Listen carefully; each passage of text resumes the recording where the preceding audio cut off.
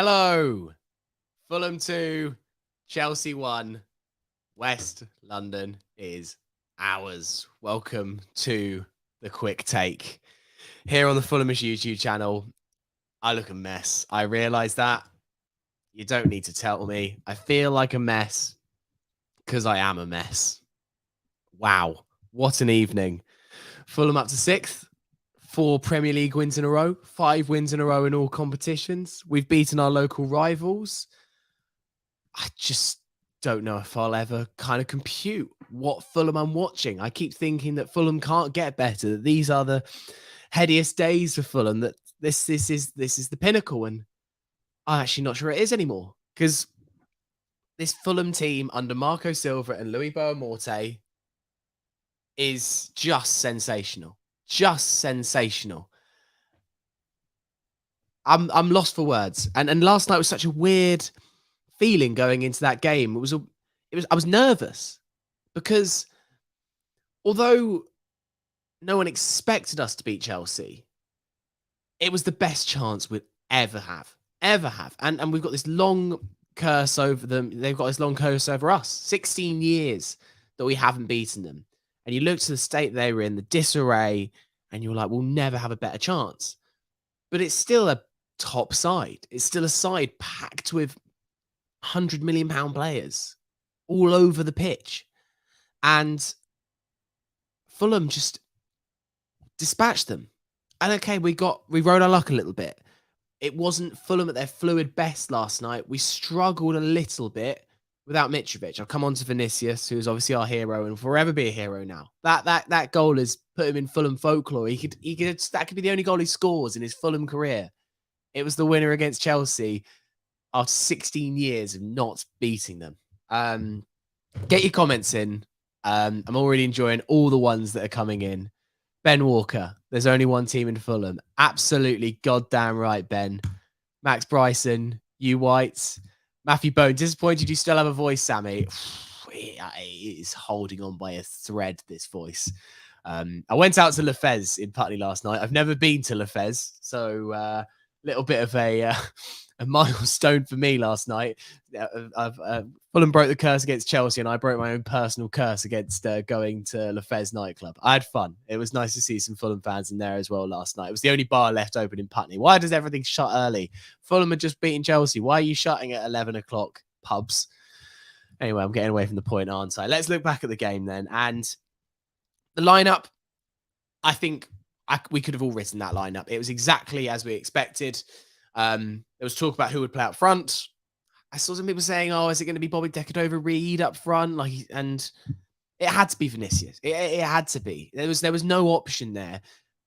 If you couldn't play Vinicius in this game, then what's Vinicius doing at the club?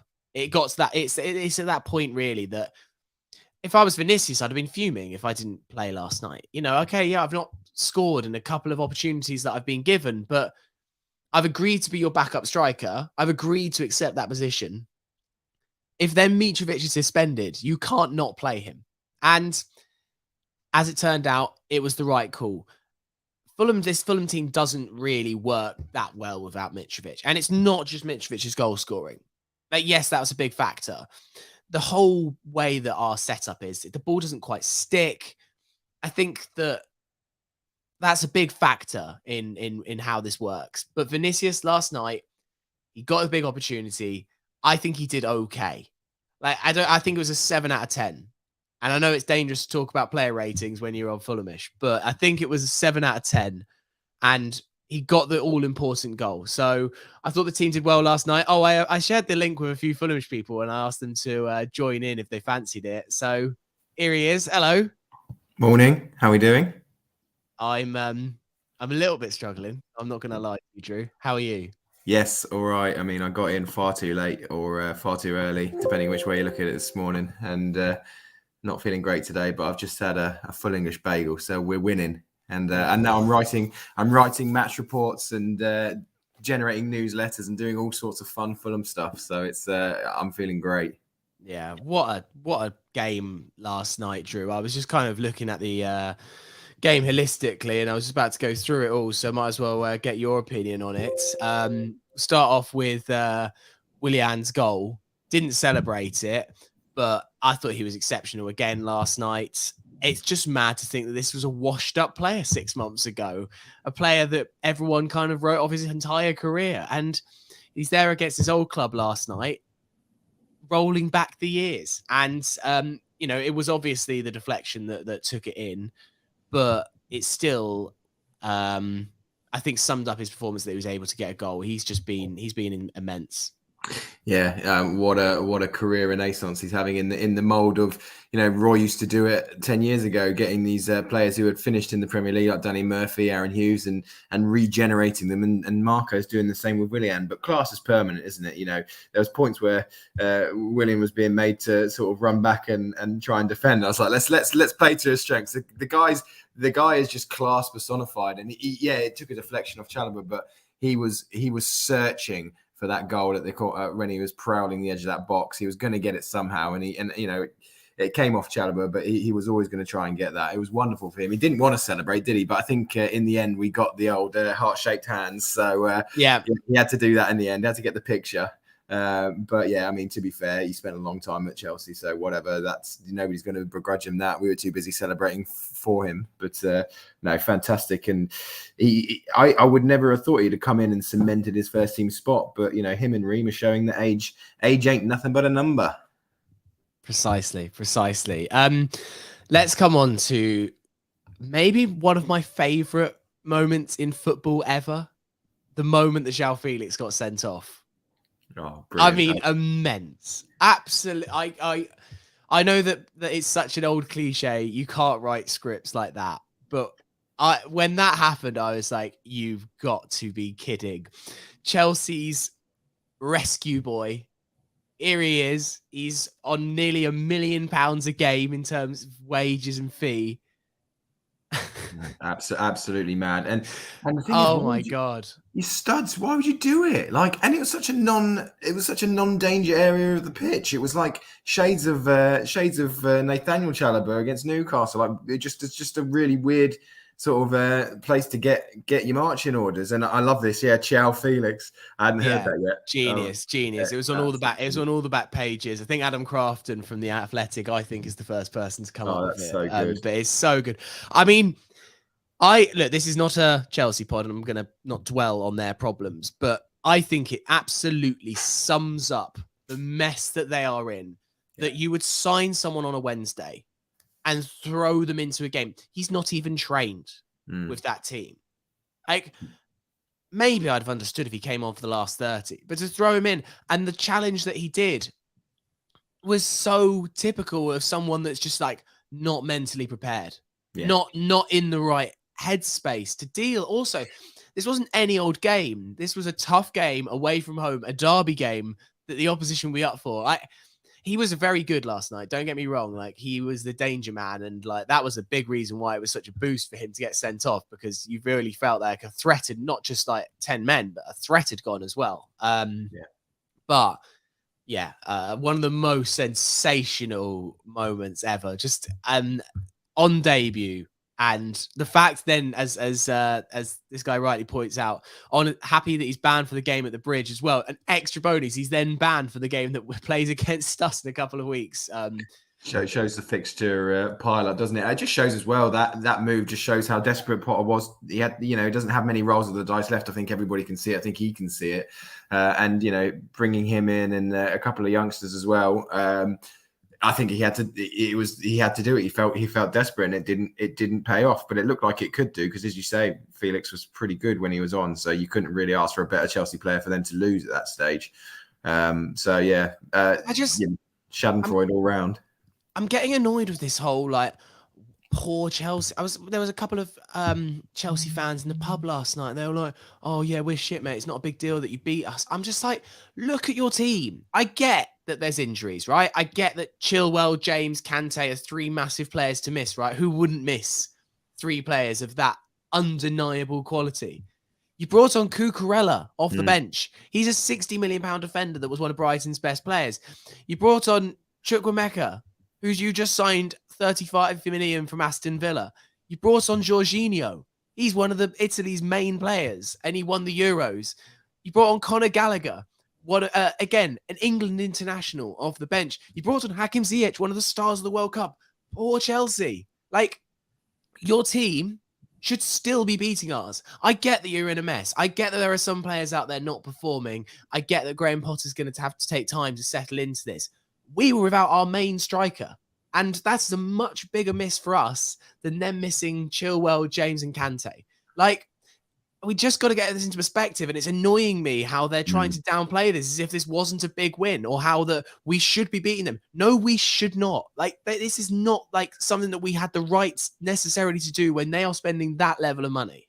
No, absolutely, and it dovetails with this whole thing of what Jack said yesterday in our WhatsApp group. He said, whereas when we beat them last time in 2006, it felt like a moment. This felt like a statement. They should be beating us, but actually, on the form of this season, they couldn't. They didn't. We're in such a rich vein of form. We are playing well. We're making that statement last night by saying, yeah, okay, you've got the money, but we've got the cohesion, the harmony, the coach, and the momentum, and it showed. So it's you could fill a thimble with the tears I have for Chelsea. Not remotely bothered.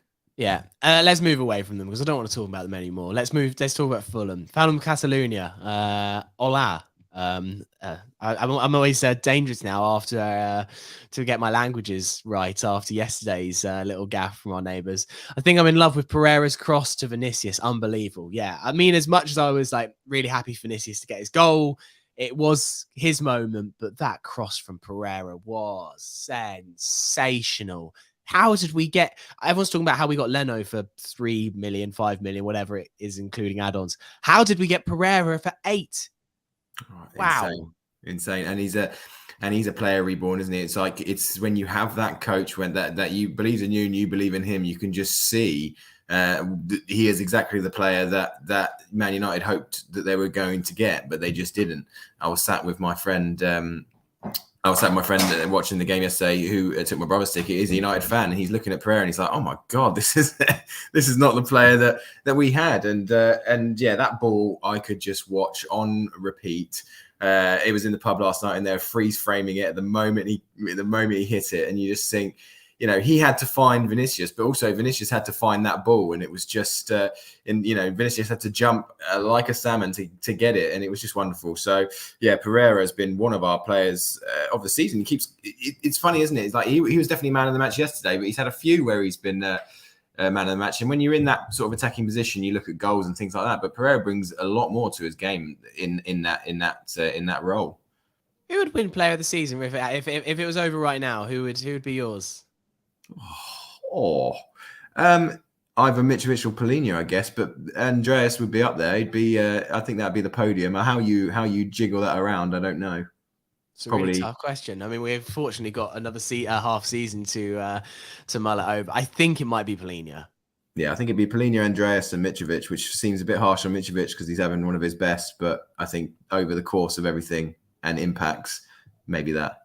I think also, I always think defensive midfielders always do quite well in like player of the season votes. Yeah. I think they always come out quite well because they're always like the unsung heroes, but fans notice them. So unsung that they're sung, yeah. Yeah. I mean, Danny G here, this summer's business has been the best I've ever seen us done. 40 million to get to 6th halfway through. Look at how much the teams around us have spent. I mean, look at the company we're in at the top, Drew, that table. And I know we've played a couple more games. Don't get on my case. Like, we can still enjoy being 6th, and it's all about points on the board, right? What a position that we're in. 31 points. We're at the halfway point of the season. If we did this again, we'd get to 62. That is proper talking of Europe stuff if you get in the 60s. Yeah, that is the absolute trajectory. It's insane that I was saying earlier, like, just getting past 30 points for me is an alien concept. We've not done it in a decade. So, just less than a decade. So just to have a 3 in front of whatever other digit there is alien to me. And everyone's talking about, what's going to happen. I am firmly in the 40-point camp than we see. You remember when Leicester won the league and, Claudio Ranieri, he kept mentioning 40 points, but that is what you have to, and I'm not saying we're going to go and do anything like that, but you have to hit your target before you look at the next one, I think. And that's what that's the sort of thing Silva's been echoing as well. But like, okay, 4 wins in a row, 12 points in just 10 days or whatever it's been. Like that, what a huge chunk of points just to get in this league. It's just insane. It blows my mind. I'm still trying to get my head around it. And you would have thought 16th season total in the Prem, or whatever it's been, you would have it down pat by now, but it's still blowing my mind. Yeah, it's just insane. I saw a great stat last night that it's the best points return from a promoted club since Wigan in 2005-06. So it's been a long time, and I remember great promoted teams. Like I always think Sheffield United a few seasons ago when they came up and stormed the league. Struggling to think of any others now. Yeah. It's always Wigan that sticks in my mind because I just remember because I think they had I saw the tweet as well. I think they had 3 more points than us, but like Hull, of course, when they stormed. Then only just stayed up at the end. But yeah, wow. Monty Maz, just wanted to say, wow. It's great to see the club doing so well in the Premiership retro. And to quote Keith Allen, Fulham till I die. Yeah, it's as Monty just says, like wow is the only word. Like after a night like that last night, it's hard to be coherent, Drew, almost about what we're seeing right now. Where does it go from here? Like, what do we do? Like, there's another half of the season to play. For me, it's and that's a big ambition ticked off, was to beat Chelsea. What is the hope now for the last half of the season?